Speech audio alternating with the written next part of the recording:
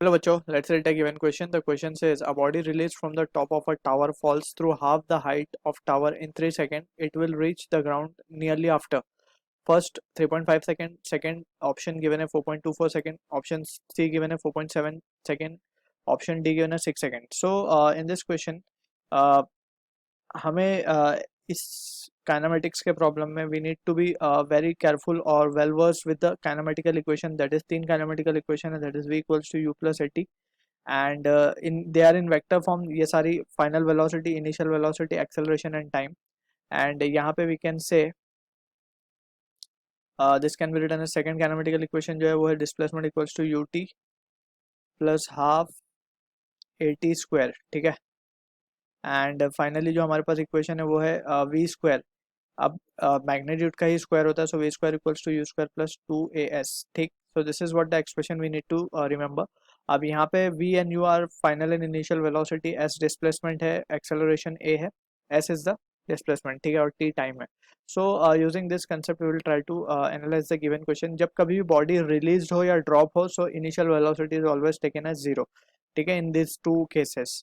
सो यहाँ पे हमसे बोला गया कि body is release from a tower falls through half the height. So जैसे वो रिलीज हो रही है मीन्स इनिशियल वेलोसिटी इज 0.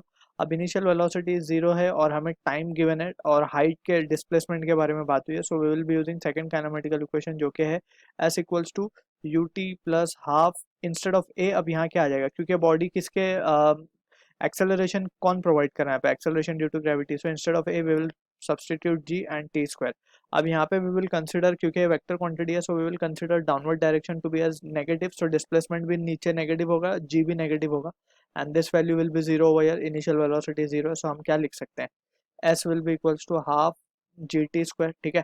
अब यहाँ से अगर हम रिलेशन को एक देखें तो we can say s is directly proportional to t square, क्योंकि हाफ और g तो कांस्टेंट है.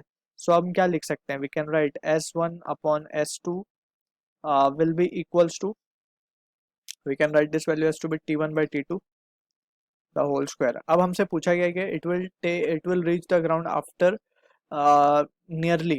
so हम फर्स्ट केस में जो हमें टाइम गिवन है दैट इज 3 सेकेंड, वो हाफ के लिए गिवन है, तो हम उसे t1 को मान लेते हैं. t1 इज 3 सेकेंड और s1 इज h/2. अगर हम हाइट ऑफ द टावर मान लें h, सो h/2 डिस्प्लेसमेंट के लिए टाइम कितना लग रहा है उसको, t1, और वो कितना है 3 सेकेंड. सो पूरे h के लिए दैट इज डिस्प्लेसमेंट जब h हो जाएगा तो टाइम कितना लगेगा, that we need to calculate. So ये रिलेशन से we can easily calculate the thing. So we can write, क्या लिख सकते हैं हम, h/2 upon h will be equals to, यहाँ पे ये हो जाएगा t1 यानी 9 अपॉन t2 स्क्वायर. ठीक है.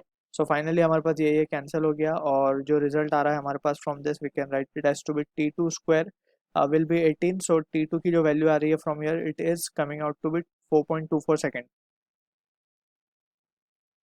So from this we can say T2 is 4.24 second. So this is the answer to the question जो कि मैच होगा हमारा ऑप्शन नंबर बी के साथ. I hope you understood the solution. All the best.